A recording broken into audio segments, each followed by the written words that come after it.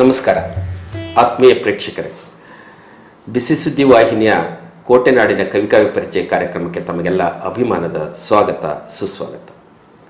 ಆತ್ಮೀಯರೇ, ಜೀವನದಲ್ಲಿ ಹಲವು ಹೊತ್ತು ಕಾರ್ಯಕ್ರಮಗಳನ್ನು ಮಾಡುತ್ತಾ ಬದುಕಿನ ಏರುಪೇರುಗಳಲ್ಲಿ ತಮ್ಮನ್ನು ತಾವು ತೊಡಗಿಸಿಕೊಳ್ಳುವುದರ ಜೊತೆಗೆ ಒಂದು ಸುಂದರ ಬದುಕನ್ನು ಕಟ್ಟಿಕೊಳ್ಳುವುದಕ್ಕೆ ಪ್ರತಿಯೊಬ್ಬರೂ ಹಂಬಲಿಸುತ್ತಾರೆ. ಹಾಗೆಯೇ ಕೆಲವರ ಹೆಸರುಗಳು ಸಹ ವಿಶೇಷ ರೀತಿಯಲ್ಲೇ ಇರುತ್ತವೆ. ಉದಾಹರಣೆಗೆ ಆದರ್ಶವಾಗಿ ಬಾಳು, ಚಂದವಾಗಿ ಬಾಳು ಎನ್ನುವುದಕ್ಕೆ ನೋಬಲ್ ಎನ್ನುವಂತಹ ಪದವನ್ನು ಬಳಸ್ತೇವೆ. ನೋಬಲ್ ಆಗಿರಬೇಕು ಅಂತೇಳಿ. ಹಾಗೆಯೇ ನೋಬಲ್ ಎನ್ನುವ ಪದವನ್ನು ತಮ್ಮ ಹೆಸರಿನೊಂದಿಗೆ ಇಟ್ಕೊಂಡು ಅದೇ ರೀತಿಯಲ್ಲಿ ಸರಳ ಸಜ್ಜನಿಕೆಯಿಂದ ಬದುಕನ್ನು ಸಾಗಿಸ್ತಾ ಶಿಕ್ಷಣ ಇಲಾಖೆಯಲ್ಲಿ ಕೆಲಸವನ್ನು ಮಾಡುತ್ತಿರುವಂಥ ಆತ್ಮೀಯ ಮಿತ್ರರಾದಂತಹ GN ನೋಬಲ್ ಕುಮಾರ್ ಅವರೊಟ್ಟಿಗೆ ಈ ಹೊತ್ತಿನ ಸಂದರ್ಶನ ಮುಂದುವರಿಯುತ್ತದೆ. ಅವರನ್ನು ಈ ಕಾರ್ಯಕ್ರಮಕ್ಕೆ ನಾನೀಗ ಬರಮಾಡಿಕೊಳ್ತಿದ್ದೇನೆ. ಸರ್, ತಮಗೆ ಅಭಿಮಾನದ ಸ್ವಾಗತ. ನಮಸ್ತೆ ಸರ್. ನೋಬಲ್ ಕುಮಾರ್ ಅಂದ ತಕ್ಷಣವೇ ಏನಪ್ಪ ಹೇಗಿರ್ಬೋದು ಏನು ಅನ್ನೋ ಕುತೂಹಲ ಹಲವರದ್ದು. ನಿಮ್ಮ ಹೆಸರಿನ ವಿಶೇಷತೆ ಏನು? ಸರ್, ನಮ್ಮ ತಂದೆಯವರು ಟೀಚರ್ ಇದ್ರು ಸರ್. ಅವರು ಈಗ ಬಾಲ್ಯದಲ್ಲಿ ಏನೋ ಹೆಸರು ಇಡಬೇಕಾದ್ರೆ ನಾಮಬಲ ಅಂತೇಳಿ ನೋಡ್ತಾರೆ ಶಾಸ್ತ್ರದಲ್ಲಿ. ಹೌದು. ಅದರಲ್ಲಿ ನೋ ಅಂತ ಅಕ್ಷರನೇ ಬಂದಿದೆ. ನೋ ನೀ ಅಂತೇನೋ ಬಂದಿತ್ತಂತ. ವೃಶ್ಚಿಕ ರಾಶಿದು ನೋ ಅಂತ ಬಂದಿದೆ ಅಂತೇಳಿ ನೋಬೆಲ್ ಕುಮಾರ್ ಅಂತಾನೆ ಇಡ್ಬೋದಲ್ಲ ಅಂತೇಳಿ ಟೀಚರ್ ಆಗಿ ವೃತ್ತಿಯಲ್ಲಿ ಶಿಕ್ಷಕರಾಗಿದ್ದರಿಂದ ಅದ್ರ ಹೆಸರಿನ ಮೇಲೆ ಒಲವು ತೋರಿಸಿ ನೋಬೆಲ್ ಕುಮಾರ್ ಅಂತೇಳಿ ಇಟ್ಟಿದ್ದಾರೆ. ಅದೇ ಹೆಸರು ನಿಮಗೆ ಕಂಟಿನ್ಯೂ ಆಗಿ ಹೋಗುತ್ತೆ. ನಿಮ್ಮ ಆತ್ಮೀಯರು ಮತ್ತು ನಿಮ್ಮ ಮನೆಯಲ್ಲೆಲ್ಲ ಕುಮಾರ್ ಅಂತ ಕರೆಯೋದೇ ಜಾಸ್ತಿನಾ ಅಥವಾ ನೋಬೆಲ್ ಅಂತ ಕರೆಯೋದು? ಸರ್, ನನ್ನ ವೃತ್ತಿ ಕ್ಷೇತ್ರದಲ್ಲಿ ಎಲ್ಲರೂ ಕೂಡ ನೋಬೆಲ್ ಅಂತಾನೆ ಕರೀತಾರೆ ಸರ್. ನಮ್ಮ ಕುಟುಂಬದಲ್ಲಿ ಕುಮಾರ್ ಅಂತಾನೆ ಕರೀತಾರೆ. ಹಾಗಾದ್ರೆ ಆ ಕುಮಾರ್ ಏನಿದಾರಲ್ಲ, ಹಳ್ಳಿ ಬದುಕಿನ ಪರಿಸರ, ಒಂದಷ್ಟು ಶಿಕ್ಷಣ ಮತ್ತು ಸಾಂಸ್ಕೃತಿಕವಾದ ಬದುಕನ್ನು ಕಟ್ಟಿಕೊಟ್ಟ ತಂದೆ ತಾಯಿಗಳು, ಈ ಬಾಲ್ಯದಲ್ಲಿ ನೋಬಲ್ ಕುಮಾರ್ ಹೇಗಿದ್ರು ಅಂತ ಒಂದ್ಸಾರಿ ಹಿಂದಕ್ಕೆ ತಿರುಗಿ ನೀವು ಸ್ಮರಣೆ ಮಾಡ್ಕೊಳ್ಳೋಕೆ ಸಾಧ್ಯನಾ? ಸರ್, ಖಂಡಿತ ಸರ್. ಮೂಲತಃ ನಮ್ಮ ಅಜ್ಜ ಅಜ್ಜಿಯವರು ಬಡತನದ ಕುಟುಂಬದಿಂದ ಬಂದಂಥವರು. ಕೇವಲ 2 ಎಕರೆ ಜಮೀನಲ್ಲಿ ಇಡೀ 10-12 ಮಕ್ಕಳನ್ನು ಮೊಮ್ಮಕ್ಕಳನ್ನು ಸಾಕಿ ಸಲಹಿದಂಥ ಒಂದು ಕುಟುಂಬ ನಮ್ಮದು. ನಮ್ಮ ತಂದೆಯವರು ಶಿಕ್ಷಕರಾದಾಗ ಕೂಡ ಬಡತನದಲ್ಲೇ ಇದ್ದಂಥವ್ರು. ಶಿಕ್ಷಕರಾದ ಮೇಲೆ ನಾವು ಚಳ್ಳಕೆರೆ ತಾಲೂಕಿನ ದುರ್ಗಾವರದಲ್ಲಿ ಮೊದಲನೇದಾಗಿ ನಮ್ಮ ತಂದೆಯವರು ಟೀಚರಾಗಿ ಅಲ್ಲಿ ಹೋದರು. ನಮ್ಮ ಬಾಲ್ಯವನ್ನು ಸುಮಾರು 5-6 ವರ್ಷ ನಮ್ಮ ಬಾಲ್ಯವನ್ನು ದುರ್ಗಾವರ ಹಳ್ಳಿಯಲ್ಲೇ ಕಳೆದಿರ್ತಾರೆ ಸರ್. ಆ ನಂತರ ನಾವು ನಮ್ಮ ತಂದೆಯವರು ವರ್ಗಾವಣೆಯಾಗಿ ಬಂದ ಮೇಲೆ ನಮ್ಮ ಮೂಲ ಹಳ್ಳಿಗೆ ಬಂದ್ವಿ. ಅಲ್ಲಿ ನಮ್ಮ ವಿದ್ಯಾಭ್ಯಾಸವನ್ನು ಕೂಡ ಅಲ್ಲಿ ಮುಂದುವರಿಸಿದ್ವಿ. ತದನಂತರ ನಾವು ಪ್ರೌಢಶಾಲೆಯನ್ನು ಸಂಪಿ ಸಿದ್ದೇಶ್ವರ ಪ್ರೌಢಶಾಲೆ ದುರ್ಗದಲ್ಲಿ, ಮತ್ತು ಓಬಳ ನರಸಿಂಹಸ್ವಾಮಿ ಪ್ರೌಢಶಾಲೆ ಸುಲ್ತಾನಿಪುರ ಶಾಲೆಯಲ್ಲಿ ಮಾಡಿದ್ವಿ. ಪದವಿಯನ್ನು SGM ಮೇನ್ ಕಾಲೇಜಲ್ಲಿ ಮಾಡಿದ್ವಿ ಸರ್. ಮತ್ತು ಸ್ನಾತಕೋತ್ತರ ಪದವಿಯನ್ನು ಮೈಸೂರು ವಿಶ್ವವಿದ್ಯಾಲಯದಲ್ಲಿ ಮಾಡಿದ್ವಿ. ಹಾಗಾದರೆ ಬಾಲ್ಯದಲ್ಲಿನೇ ಕೆಲವರಿಗೆ ಚಿತ್ರ ಬರೆಯೋದು, ಹಾಡು ಹೇಳೋದು, ನೃತ್ಯ ಮಾಡೋದು ವಿವಿಧ ಕ್ಷೇತ್ರಗಳಲ್ಲಿ ಆಸಕ್ತಿ ಇರುತ್ತೆ. ಆದರೆ ನೋಬೆಲ್ ಕುಮಾರ್ ಅವರಿಗೆ ಆ ಓದುವ ಹಂತದಲ್ಲಿನೇ ಒಂದಷ್ಟು ಸಾಹಿತ್ಯದ ಗೀಳನ್ನು ಹಚ್ಚಿಕೊಂಡ್ರು ಅನ್ನುವಂಥದ್ದು.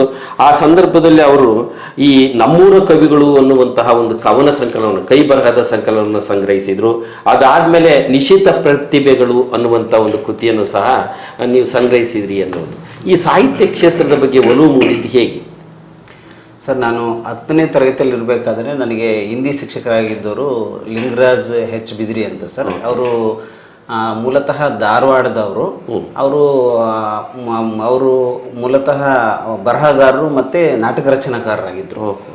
ಅವರು ನನಗೆ ಪ್ರೌಢಶಾಲೆಯಲ್ಲಿದ್ದಾಗ ಎಲ್ಲ ಮಕ್ಕಳಿಗೂ ಕೂಡ ಹೇಳ್ತಾಯಿದ್ರು, ನೀವು ಸಾಹಿತ್ಯದಲ್ಲಿ ತೊಡಗಿಸ್ಕೊಳ್ಳಿ, ಬರೇ ಪುಸ್ತಕದ ಹುಳುಗಳಾಗಬೇಡಿ, ಏನಾದರೂ ಒಂದು ಸಾಧನೆ ಮಾಡಬೇಕಂದ್ರೆ ಬೇರೆ ಬೇರೆ ರಂಗದಲ್ಲಿ ನೀವು ಬೆಳಿಬೇಕಾಗುತ್ತೆ, ನಿಮ್ಮದೇ ಆದಂಥ ಬರಹಗಳನ್ನು ಬರೀರಿ, ನಿಮ್ಮ ಬರಹಗಳನ್ನು ನಾನು ಪತ್ರಿಕೆಗಳಲ್ಲಿ ಹಾಕಿಸ್ತೀನಿ ಅಂತೇಳಿ ನಮಗೊಂದು ಪ್ರೋತ್ಸಾಹವನ್ನು ಕೊಟ್ಟರು.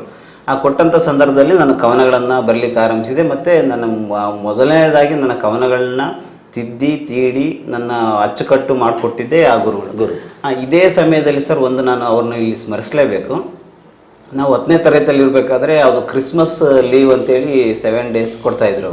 ಆ 7 ದಿನದಲ್ಲಿ ನೀವೇನು ಮಾಡ್ತೀರಾ, ಒಂದು ಕೆಲಸ ಮಾಡಿ, ನಾನೊಂದು ಟಾಪಿಕ್ ಕೊಡ್ತೀನಿ, ಆ ಟಾಪಿಕ್ ಮೇಲೆ ನಿಮ್ಗೆ ಹೆಂಗೆ ಬರುತ್ತೋ ಹಂಗೆ ನಾಟಕ ರಚನೆ ಮಾಡ್ಕೊಂಬರ್ರಿ. ಒಂದು ಕತೆ ನೀವೇ ಕಲ್ಪನೆ ಮಾಡ್ಕೊಂಡು ರಚನೆ ಮಾಡ್ಕೊಂಬರ್ರಿ. ಅದ್ರ ಮೇಲೆ ನಾನು ಆ ನಾಟಕವನ್ನು ಯಾರು ಚೆನ್ನಾಗಿ ಬರೆದಿರ್ತಾರೆ ಆ ನಾಟಕವನ್ನು ನಮ್ಮ ಶಾಲೆಯ ವಾರ್ಷಿಕೋತ್ಸವದಲ್ಲಿ ನಾವು ಪ್ರದರ್ಶನ ಮಾಡ್ತೀವಿ ಅಂತೇಳಿ ಒಂದು ಒಳ್ಳೆ ಅವಕಾಶವನ್ನು ಕೊಟ್ಟರು ಸರ್.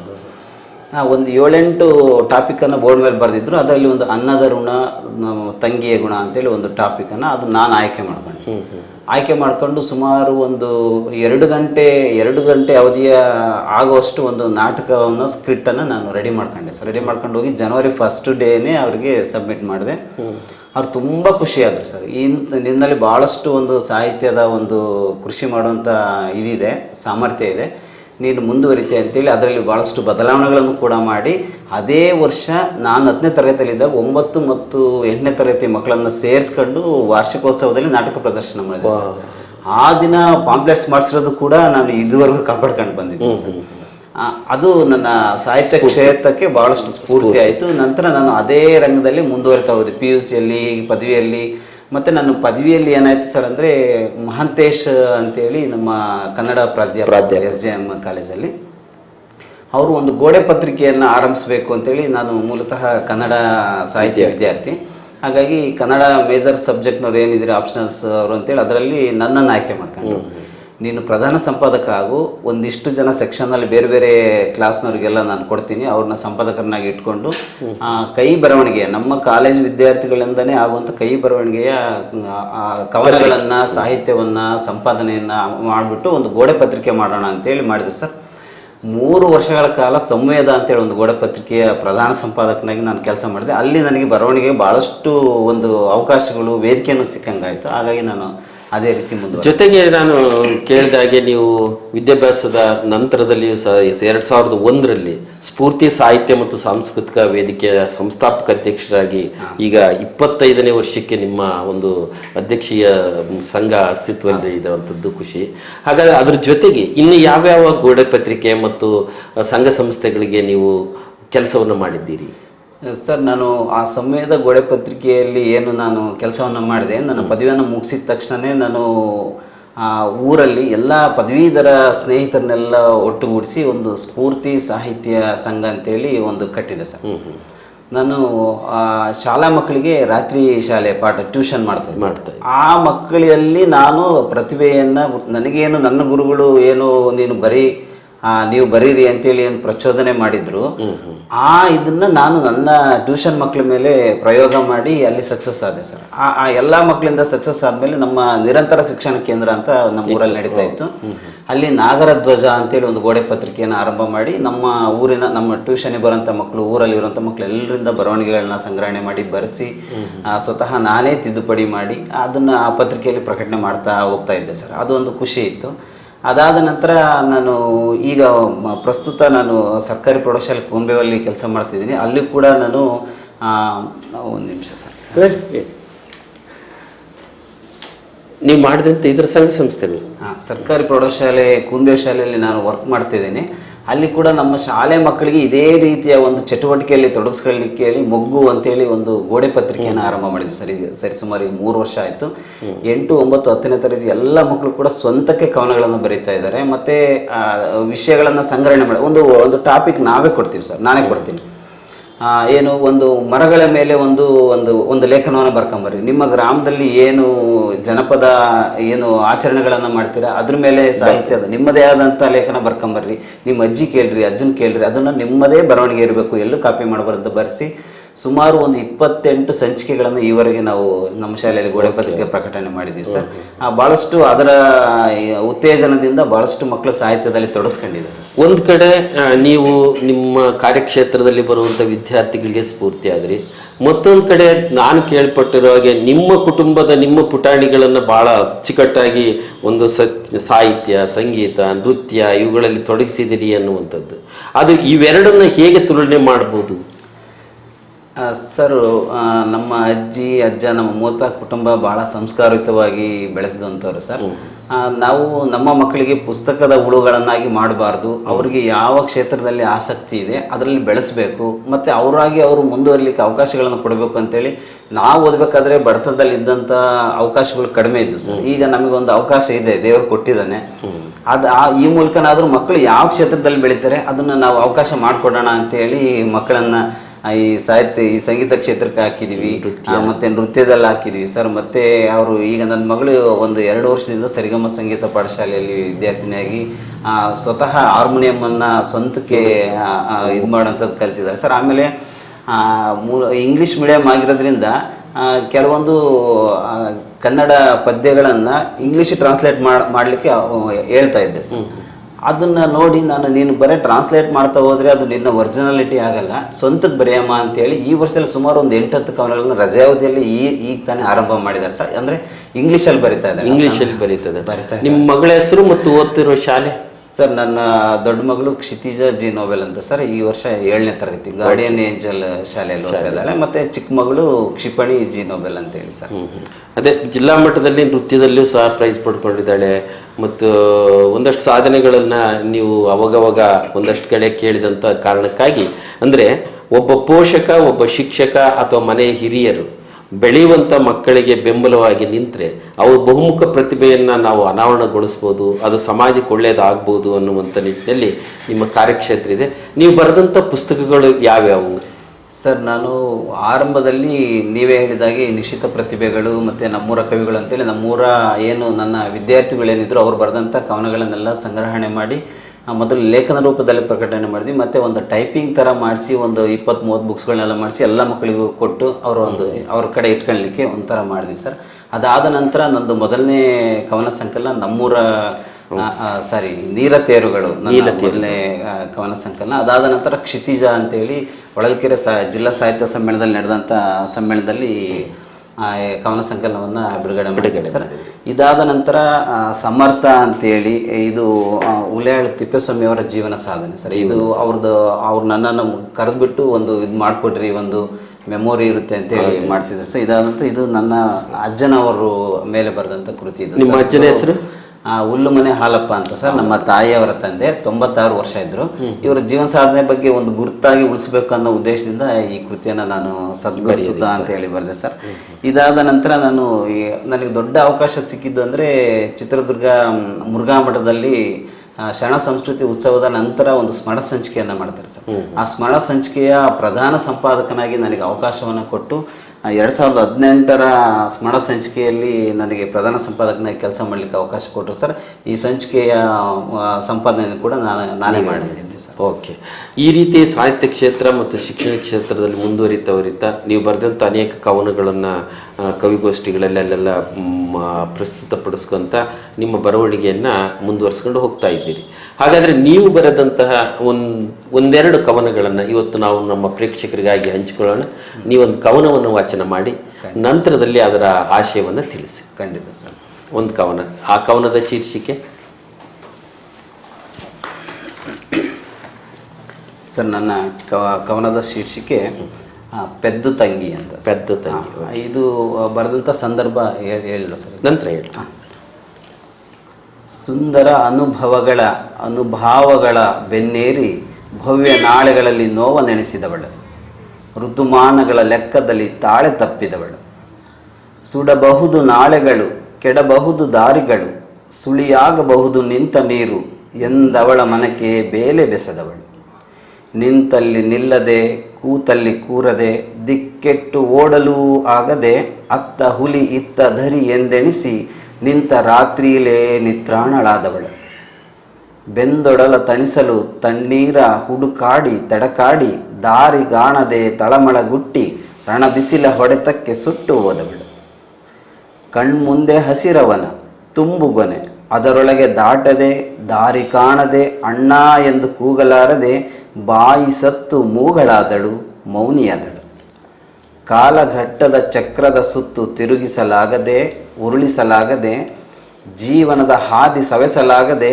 ನಡೆದಷ್ಟೂ ದೂರ ಎಂದೆಣಿಸಿದವಳು, ನಿಂತಲ್ಲೇ ಜೀವನದ ಹಂಗು ತೊರೆದು ಒಂದೂ ಮಾತು ಹೇಳದೆ ಕೇಳದೆ ಮೂರ್ಖತನದ ನಿರ್ಧಾರವ ಮಾಡಿ ಶೇಷ ಜೀವನಕ್ಕೆ ನಿಶೇಷವಿಟ್ಟವಳು,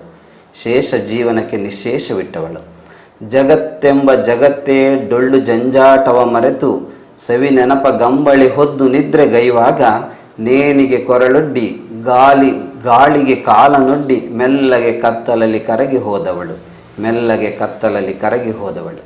ಈ ಮೆಲ್ಲಗೆ ಕತ್ತಲಲ್ಲಿ ಕರಗಿ ಹೋದ ತಂಗಿ ಈಕೆ ರಕ್ತ ಸಂಬಂಧಿನ ಅಥವಾ ಮಾನಸ ತಂಗಿನ? ಸರ್ ಇಲ್ಲ, ನಮ್ಮ ದೂರದ ಸಂಬಂಧಿ ಸರ್, ಚಿಕ್ಕಪ್ಪನ ಮಗಳಾಗಬೇಕು. ನನ್ನ ಜೊತೆ ಭಾಳಷ್ಟು ಒಡನಾಟ ಇದ್ದಂಥವಳು. ಆಕಸ್ಮಿಕವಾಗಿ ವಿವಾಹವಾಗಿ ಸುಮಾರು 6-7 ತಿಂಗಳಲ್ಲೇ ಒಂದು ಆತ್ಮಹತ್ಯೆಗೆ ಪ್ರಯತ್ನ ಮಾಡಿ ಅಂತ್ಯವನ್ನು ಕಂಡಂಥವಳು ಆ ಸಂದರ್ಭದಲ್ಲಿ ಬರೆದಂಥ. ಅಂದ್ರೆ ನೀವು ಇದನ್ನ ಬರೆಯುವಾಗ ಈಕೆ ಪೆದ್ದಿಯಾಗಿ ಯೋಚನೆ ಮಾಡಿ ಈ ರೀತಿ ಅಂತ್ಯ ಕಂಡ್ಲು ಅನ್ನುವಂತ ನೋವನ್ನು ಇಟ್ಕೊಂಡು ಬರೆದದ್ದು ಅಂತ. ಪೆದ್ದು ನಿರ್ಧಾರವನ್ನ ಮಾಡಿದ್ಲು, ಜಾಣೆ, ಎಷ್ಟು ಜಾಣೆ ಅಂತ ಹೇಳ್ತಿದ್ನೋ ಅಷ್ಟೇ ಪೆದ್ದುತನದ ನಿರ್ಧಾರವನ್ನ ಮಾಡಿದ್ಲು ಅಂತೇಳಿ ಅದೇ ಟೈಟಲ್ನ ಪೆದ್ದು ತಂಗಿ ಅಂತ ಕೊಟ್ಟು ಇದು ಬರೆದಿದ್ದು. ಅಂದ್ರೆ ಸಮಾಜದಲ್ಲಿ ಇವತ್ತು ಸಹ ಇಂಥ ಅನೇಕ ಘಟನೆಗಳನ್ನು ನೋಡ್ತೇವೆ. ಯಾವುದೋ ಕ್ಷಣಿಕವಾದಂತಹ ಅಥವಾ ಕ್ಷುಲ್ಲಕವಾದ ವಿಚಾರಗಳಿಗೆ ಮನಸ್ಸು ಕೊಟ್ಟು ದುಡುಕು ನಿರ್ಧಾರಗಳನ್ನು ತಗೊಂಡು ಬದುಕಿನಲ್ಲಿ ಅಂತ್ಯ ಕಾಣೋದಕ್ಕಿಂತ ಬದುಕಿ ಬಾಳಿ ತೋರಿಸ್ಬೇಕಾದಂಥವ್ರಿಗೆ ಒಂದು ಸ್ಫೂರ್ತಿಯಾಗ್ಬೋದಾದಂಥ ಸಾಲುಗಳನ್ನು ಬರೆದಿದ್ದೀರಿ. ಈ ಮತ್ತೊಂದು ಕವನವನ್ನು ವಾಚನ ಮಾಡಿ. ಖಂಡಿತ ಸರ್. ಈ ಕವನದ ನನ್ನ 2ನೇ ಕವನದ ಶೀರ್ಷಿಕೆ ನೀ. ಹಾಂ. ಹೃದಯಾಂತರಾಳದಲ್ಲಿನ ಭಾವನೆಗಳು ಅಳಸುವ ಮುನ್ನ, ಮನದಾಲೋಚನೆ ಕರಗಿ ಕೊರಗಿ ಚೂರಾಗಿ ಸಿಡಿಯುವ ಮುನ್ನ, ನಿನ್ನೊಳಗಿನ ಚೇತನವು ಬಾಡಿ ಬಳಲುವ ಮುನ್ನ, ಭವಿಷ್ಯತ್ ಕಾಲಕ್ಕೆ ನುಗ್ಗಿ ಭೂತಕಾಲವನ್ನು ಹಿಡಿಯಲೆತ್ನಿಸುವ ಮುನ್ನ, ಮನದೊಳಗಿನ ಎಲೆಯುದಿರಿ ಪ್ರೀತಿ ಹಿಂಗುವ ಮುನ್ನ, ಕಾಲ ಗರ್ಭದೊಳು ಜಾರಿದ ಯೌವನವ ತಡಕಾಡುವ ಮುನ್ನ, ಭಾವನ ಬುತ್ತಿಯ ತುತ್ತ ಹಂಚಿ ತಿನ್ನೋಣ ಬಾ, ಎನ್ನ ಹೃದಯದ ಬಿಂಬಕ್ಕೆ ನೀ ಪ್ರತಿಬಿಂಬವಾಗುವ. ಅಂದರೆ ನಿನ್ನೊಳಗಿನ ಒಂದು ಚೈತನ್ಯ ಶಕ್ತಿಗೆ ಹೇಳಿದ್ದ ಅಥವಾ ಸರ್ ಇದು ಕಲ್ಪನೆಯಲ್ಲಿ ಬರೆದಿರುವಂಥ ಒಂದು ಕವನ. ನನ್ನ ಪದವಿಯಲ್ಲಿದ್ದಾಗ ಓದ್ತಿರ್ಬೇಕಂತ ಬರೆದಿದ್ದ ಕವನ ಇದು. ಓಕೆ, ಹಾಗಾದರೆ ಇಷ್ಟೆಲ್ಲ ಕವನಗಳ ಒಂದು ಕೃಷಿಯನ್ನು ಮುಂದುವರಿಸ್ಕೊಳ್ತಾ ಮತ್ತೊಂದು ಕೃತಿಗೆ ಪ್ರಕಟಣೆಗಾಗಿ ನೀವು ಹಂಬಲಿಸ್ತಾ ಇರುವಂಥ ನೀವುಗಳು ವೃತ್ತಿ ಮತ್ತು ಪ್ರವೃತ್ತಿ ಜೊತೆಗೆ ಸಾಂಸಾರಿಕ ಬದುಕು, ಅದರ ಜೊತೆಗೆ ಹಳ್ಳಿಗಾಡಿನಲ್ಲಿ ನಿಮ್ಮ ಬದುಕನ್ನು ಯಾವ ರೀತಿಯಲ್ಲಿ ಎಂಜಾಯ್ ಮಾಡ್ತಾ ಇದ್ದೀರಿ? ಸರ್ ನಾನು ಶಾಲೆಯಲ್ಲಿ ಕೆಲಸ ಮಾಡ್ತಿರೋದ್ರಿಂದ ನನಗೆ ಸಾಕಷ್ಟು ಈ ಕೃಷಿಯಲ್ಲಿ ತೊಡಗಲಿಕ್ಕೆ ಒಂದಷ್ಟು ಉತ್ತೇಜನಕಾರಿ ಅಂತ ಅಂಶಗಳು ಸಿಗ್ತವೆ ಸರ್. ಶಾಲೆ ಮಕ್ಕಳ ಜೊತೆ ಬೆರೆಯೋದ್ರಿಂದ ನಮಗೆ ನಮ್ಮ ಜೀವನದಲ್ಲಿ ಚೈತನ್ಯ ಖಂಡಿತ ಬರುತ್ತೆ ಸರ್.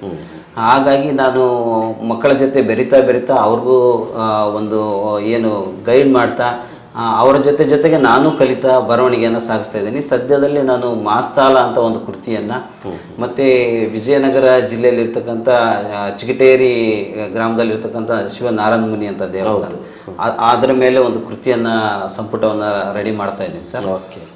ಅದು ಇನ್ನೂ ಭಾಳಷ್ಟು ದಿನ ಟೈಮ್ ತಗೊಳುತ್ತೆ. ಈ ಸದ್ಯದಲ್ಲಿ ಅವೆರಡರೆಲ್ಲ ಕೃಷಿ ಮಾಡ್ತಾ ಇದ್ದೀನಿ. ನಾನು ಪ್ರೌಢಶಾಲೆಯಲ್ಲಿದ್ದಾಗ ಭಾಳಷ್ಟು ಕೃತಿಗಳನ್ನು ಬರೆದು ಅದನ್ನು ಪ್ರಕಟಣೆ ಮಾಡದೆ ಹಾಗೆ ಇಟ್ಕೊಂಡಿದ್ದೀನಿ ಸರ್. 1-2 ವಿಷಯ ನಾನು ಹೇಳೋದು ಮರೆತುಬಿಟ್ಟೆ. ಹೇಳಿ.